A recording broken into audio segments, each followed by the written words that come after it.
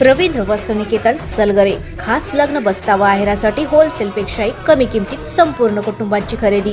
कांजीवरम, बनारसी, जुल्ला Bangalore silk, Madurai silk, Calcutta cotton full व्हरायटीत उपलब्ध. सूट व इंडो शेरवानी, हळदीसाठी कुर्ता, सफारी, ब्रँडेड शर्ट, पॅन्टचे खास कलेक्शन. असंख्य व्हरायटीसह 51% भरघोस डिस्काउंट. जादा झालेला माल परत घेऊन पैसे परत. त्वरा करा, आजच भेट द्या रवींद्र वस्त्रनिकेतन सलगरे.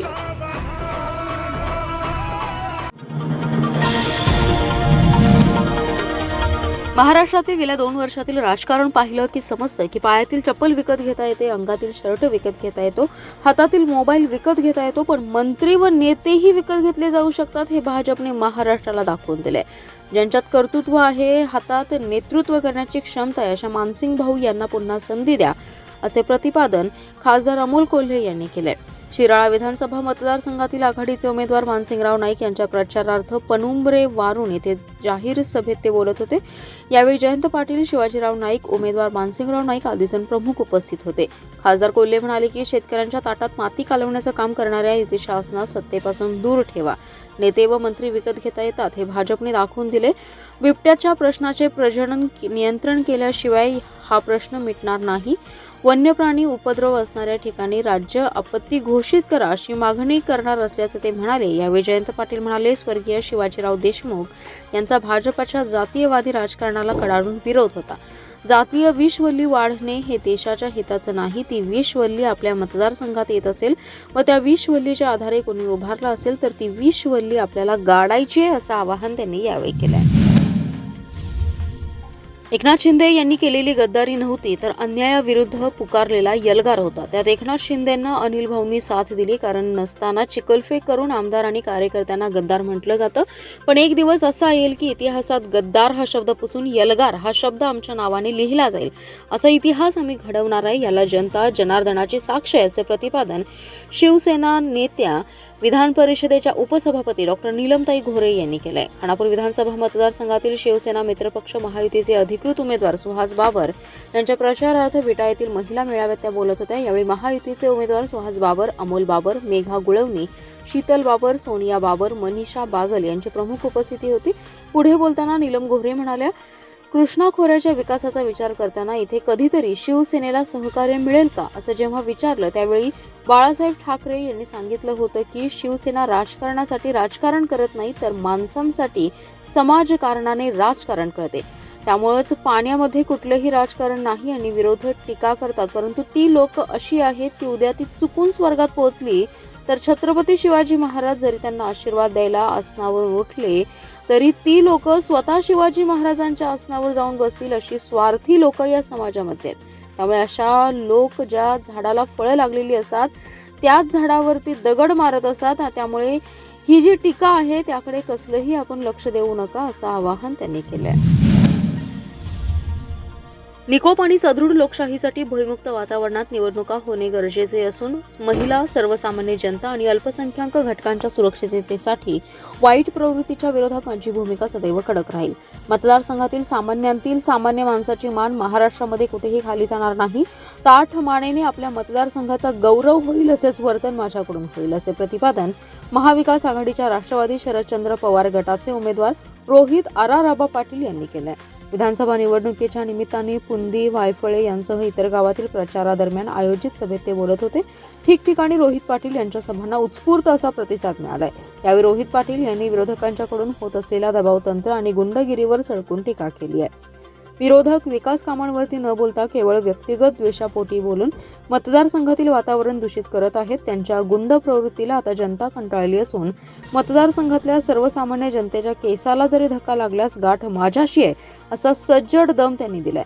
यावेळी ठिकठिकाणी रोहित पाटील यांना समाजातील सर्व स्तरातून उत्स्फूर्त असा प्रतिसाद आणि पाठिंबा मिळत आहे. निवडणुकीच्या तोंडावर भाजपने लाडकी बहीण योजना सुरू केली आहे. या योजनेअंतर्गत महिलांना 1500 रुपये दिले, परंतु ऐन दिवाळीत जीवनावश्यक वस्तूंचे दर वाढवून सर्वसामान्यांच्या खिशाला महागाईची कात्री लावली. आपलेच पैसे आपल्याला देण्याचा हा प्रयत्न आहे. त्यामुळे या निवडणुकीत जनता महायुतीला सत्तेबाहेर ठेवेल असा विश्वास सांगली विधानसभा मतदारसंघाच्या अपक्ष उमेदवार जयश्री पाटील यांनी केला आहे. माधवनगर येथे प्रचार दौरा आणि कॉर्नर सभा झाली. यावेळी जयश्री पाटील बोलत होत्या. यावेळी सरपंच अंजू थोरो, हर्षवर्धन पाटील, उदय पाटील, माणिक पाटील, अमर पाटील, डॉक्टर ज्ञानेश्वर शिंदे, गीतांजली पाटील, शशिकांत आवती यांच्यासह मोठ्या संख्येने कार्यकर्ते उपस्थित होते. यावेळी त्यांनी गोसावी गल्ली, रविवार पेठ, पाण्याची टाकी, कॉटन मिल चाळ, औचित नगर, चांदणी चौक, अहिल्यानगर यांसह आदी ठिकाणी भेट देऊन ग्रामस्थांशी संवाद साधले. माधवनगरमधील पिण्याच्या पाण्याचा प्रश्न, झोपडपट्टी वासियांचे स्थलांतरण आदी प्रश्न सोडवण्याची ग्वाही त्यांनी दिली आहे. प्रचार सभेत बोलताना जयश्री पाटील म्हणाल्या, भाजपा सरकारच्या योजना तळागाळापर्यंत महिलांच्या पर्यंत पोहोचत नाहीत. या योजना ठेकेदारांच्या भल्यासाठी आहेत. ठेकेदारांचं भलं करण्याचं काम भाजप सरकारने केलंय. महागाई, बेरोजगारी, करोड रुपये पैशांची चोरी, सर्वसामान्य जनतेवर घरपट्टीपासून जीवनावश्यक वस्तूंवर लादलेला कराचा बोजा, श्रीमंतांना सूट पण गरिबांची लूट असा कारभार सध्या राज्यात सुरू आहे. लोकांची फसवणूक करणारं हे सरकार असल्याचा आरोप जयश्री पाटील यांनी केलाय. नांद्रे गावात मागील 10 वर्षात अनेक विकास कामे झाली आहेत. उर्वरित सर्व कामे पूर्ण करून हे गाव विकासाच्या बाबतीत आदर्श गाव बनवण्याची ग्वाही आमदार सुधीर गाडगीळ यांनी दिली आहे. गावातील मंदिरांच्या जीर्णोद्धारासाठी भरीव मदत करण्यात येणार असल्याचंही त्यांनी स्पष्ट केलं. नांद्रे येथे प्रचार फेरी आणि संवाद सभा करण्यासाठी आमदार गाडगीळ आले होते. यावेळी माजी पंचायत समिती सदस्य राहुल सकळे यांनी तसेच ग्रामस्थांनी सभा आयोजित केली. ग्रामस्थांनी गाडगीळ यांचं फटाक्याच्या आतिषबाजीत आणि घोषणांच्या जल्लोषात सहर्ष स्वागत केलं. गावात मार्गावरून प्रचार फेरी काढण्यात आली. घरोघरी माहिती पत्रकं वाटप करण्यात आली. जिनेश्वर पाटील म्हणाले, आमची आणि सुधीर दादांची ओळख जुनी आहे. दादा म्हणजे अतिशय चांगलं व्यक्तिमत्व आहे. ते प्रामाणिक, चारित्र्यवान आणि कार्यतत्पर लोकप्रतिनिधी आहेत. गेल्या 10 वर्षात त्यांनी विकास कामे प्रचंड केली आहेत. त्यामुळे यावर्षी सुद्धा नांद्रे गावातून आम्ही मोठं मताधिक्य देणार आहे. सुधीर दादा यांच्या समवेत प्रचार फेरी तसेच गावातील मान्यवर नागरिक सहभागी होते. पातेट ठिकठिकाणी सुधीर दादांना घरी बोलावून नेण्यात आलं आणि त्यांचा सत्कार करण्यात आला. त्यांनी मातंग समाज संघटनेच्या कार्यालयास तसेच मातोश्री रमाई विहार येथेही भेट दिली. दत्त ग्रामीण बिगर शेती पतसंस्थेस भेट देऊन तेथे पदाधिकारी आणि सभासदांची चर्चा केली. जिनेश्वर पाटील यांच्या वाड्यास भेट दिली आहे. इतरांची पिळवणूक करून आपल्या संस्था मोठ्या करणाऱ्या आणि महाराष्ट्रातले पैसे गोव्याच्या निवडणुकीत आणून उधळणाऱ्या युवा नेत्याचा पराभव करा आणि आपल्या हक्काचा विकासाचे ध्येय असणाऱ्या संग्राम देशमुख यांना विजयी करा, असे आवाहन गोव्याचे मुख्यमंत्री डॉक्टर प्रमोद सावंत यांनी केले आहे. पलूस कडेगाव विधानसभा मतदारसंघातील भाजप महायुतीचे उमेदवार संग्राम देशमुख यांच्या प्रचारासाठी कडेगाव येथील जाहीर सभेत ते बोलत होते. कडेगाव तालुक्यातील नागरिकांनी या सभेला प्रचंड गर्दी केली होती. काँग्रेसच्या शेकडो कार्यकर्त्यांनी या सभेत भाजपमध्ये प्रवेश केला तर अनेक संघटनांनी संग्राम देशमुख यांना पाठिंबा जाहीर केला. यावेळी प्रमोद सावंत म्हणाले, गोव्याच्या निवडणुकीत मला हरवण्यासाठी काँग्रेसचा उमेदवार 10 कोटी रुपये घेऊन आला होता, अशी कबुली माझ्या विरोधात निवडणूक लढवलेल्या काँग्रेसच्याच उमेदवारांनी दिली होती. जो माणूस महाराष्ट्राचा पैसा गोव्यात उधळतो त्याचा पराभव करण्यासाठी मी इथं आलोय.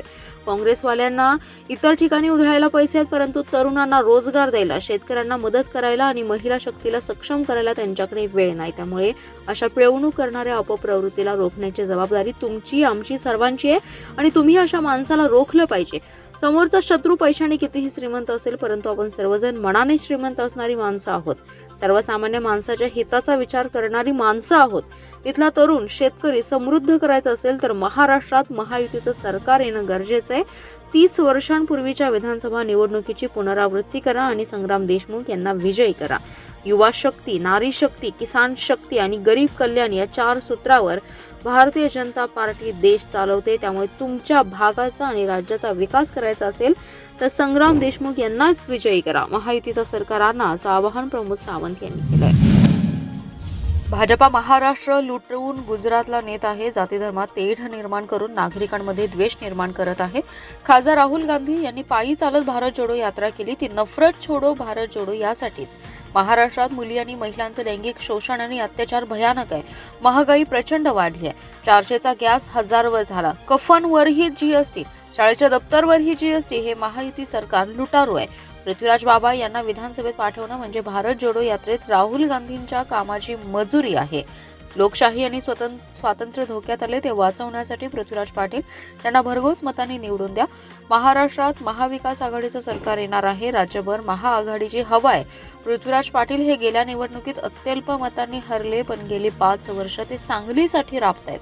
त्यांना स्वतःच्या प्रपंचापेक्षा हात चिन्हासमोरील बटन दाबून भरघोस मतांनी विजयी करा, असे आवाहन आज सांगलीत पृथ्वीराज पाटील यांच्या प्रचारार्थ आयोजित सभेत इम्रान प्रतापगढी यांनी केले.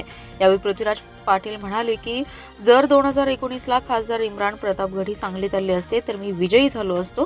100 फुटी शामरावनगर हा भाग कष्टकरी कामगार वर्गातील लोकवस्तीचा इथला इनाम जमिनीचा प्रश्न सोडवण्यासाठी आणि त्यांची नरक यातनेतून सुटका करण्यासाठी मला इथले लोक विधानसभेत पाठवणार आहेत. माझा लढा धर्मात शक्तीशी आहे. अपक्षाला मत म्हणजे भाजपाला मत होय. सावधपणे काँग्रेस आणि महाआघाडीच्या हातावर मतदान करा. गेल्या वेळची थोडक्यात हुकलेली आमदार होण्याची संधी द्या. सांगली अधिक चांगली केल्याशिवाय राहणार नाही अशी ग्वाही दिली आहे. विधानसभा निवडणुकीच्या अनुषंगाने जिल्हाधिकारी तथा जिल्हा निवडणूक अधिकारी डॉक्टर राजा दयानिधी व पोलीस अधीक्षक संदीप घुगे यांनी निवडणूक पूर्वतयारी, सुरक्षा आदींच्या अनुषंगाने तासगाव विधानसभा मतदारसंघातील तासगाव येथील स्ट्रॉंग रूम आणि मतमोजणी कक्षास संयुक्त भेट देऊन तेथील व्यवस्थेची पाहणी केली आहे. यावेळी जिल्हाधिकारी राजा दयानिधी आणि पोलीस अधीक्षक संदीप घुगे यांनी स्ट्रॉंग रूम आणि मतमोजणी कक्षामध्ये आवश्यक सोयी सुविधा, सुरक्षा तसेच कायदा व सुव्यवस्था अबाधित ठेवण्यासाठी आवश्यक सर्व उपाययोजना करण्याचे निर्देश दिले. यावेळी तासगाव कवठेमहांकाळ विधानसभा मतदारसंघाचे निवडणूक निर्णय अधिकारी उत्तम दिघे, तासगावचे तहसीलदार अतुल पाटोळे यांच्यासह महसूल आणि पोलीस विभागाचे अधिकारी उपस्थित होते. विधानसभा निवडणुकीच्या पार्श्वभूमीवर कोणताही अनुचित प्रकार घडू नये यासाठी विश्रामबाग पोलिसांच्या पथकांनी परिसरात रूट मार्च काढलाय. या रूट मार्चमध्ये सहाय्यक पोलीस अधीक्षक विमला एम यांच्या मार्गदर्शनाखाली पोलीस निरीक्षक प्रवीणकुमार कांबळे यांच्या नेतृत्वाखाली हा रूट मार्च काढण्यात आलाय. विधानसभा निवडणुकीच्या अनुषंगाने जिल्हा पोलीस दल सतर्क झालाय. निवडणूक भयमुक्त वातावरणात पार पडावी, गुन्हेगारांवर वचक राहावी यासाठी जिल्ह्यात सर्वत्र पोलिसांकडून रूट मार्च काढण्यात येते. आज सांगली विधानसभा मतदारसंघामध्ये निवडणूक प्रक्रिया भयमुक्त वातावरणात तसेच निर्भीडपणे पार पडाव्यात याकरिता उपअधीक्षक तथा सहाय्यक पोलीस अधीक्षक श्रीमती विमला एम यांच्या मार्गदर्शनाखाली विश्रामबाग पोलीस ठाणे हद्दीतील इंदिरानगर, त्रिमूर्ती चौक, 100 फुटी road, Laxminarayan colony, Ramakrishnapuram society, Appasaheb Patil Nagar, Hanuman Nagar असा रूट मार्च घेण्यात आलाय. सदर रूट मार्च करिता विश्रामबाग पोलीस ठाण्याचे 4 दुय्यम अधिकारी, 30 अंमलदार तसेच सीआरपीएफ जयपूर यांचे 4 अधिकारी आणि 14 जवान तसेच 5 मोठी वाहने आणि 2 दुचाकी सहभागी झालेत. खाजगी रुग्णालयात नातेवाईकांच्या उपचारासाठी सांगलीत आलेल्या गोवा येथील युवकाचा दुपारी कृष्णा नदीत बुडून मृत्यू झालाय. सुदीप बसप्पा मादर असे मयत युवकाचं नाव आहे. आयुष हेल्पलाईन आणि स्पेशल रेस्क्यू पथकाने मृतदेह बाहेर काढून शासकीय रुग्णालयात दाखल केला. याबाबत सांगली शहर पोलिसात नोंद झाली आहे. गोवा येथील सुदीप मादर हा त्याचा दाजी प्रशांत मादर यांच्यासह मंगळवारी रात्री 10 वाजता सांगलीत आला होता. दाजी प्रशांत मादर याचा काही महिन्यांपूर्वी अपघात झाला होता. त्यात त्याच्या पायाला दुखापत झाली होती. गोव्यातून तो उपचारासाठी सुदीप सोबत सांगलीत आला होता. दोघांनी रात्री रेल्वे स्टेशनवर मुक्काम केला. बुधवारी सकाळी ते खासगी रुग्णालयात गेले. तिथून ते परत रेल्वे स्टेशनवर आले. गोव्याला जाण्यासाठी रात्री 10 वाजता रेल्वे असल्याने ते परत शहरात आले. दुपारी ते गणपती मंदिरात दर्शनासाठी गेले. तेथून ते कृष्णा नदी काठावर गेले होते. यावेळी दाजी प्रशांत हा काठावर मोबाईलवर बोलत बसला होता तर सुदीप हा आंघोळ करून येतो म्हणून पाण्यात उतरला. पाण्याचा अंदाज न आल्याने ते काही काळातच बुडाला. या घटनेची माहिती मिळताच शहर पोलिसांनी घटनास्थळी धाव घेतली. आयुष हेल्पलाईनचे अविनाश पवार, रुद्र कारंडे, चिंतामणी पवार, सूरज शेख यांच्यासह स्पेशल रेस्क्यू पथकाला पाचारण करण्यात आलं. पथकाने नदीपात्रात शोध घेऊन सुदीपचा मृतदेह पाण्याबाहेर काढला. त्यानंतर मृतदेह शासकीय रुग्णालयात दाखल करण्यात आलाय. पोलिसांनी सुदीपच्या कुटुंबियांना घटनेची माहिती दिली. या घटनेने कुटुंबियांनाही मोठा धक्का बसलाय. पोलिसांनी पंचनामा केला असून रात्री उशिरा मृतदेह नातेवाईकांच्या ताब्यात देण्यात आला.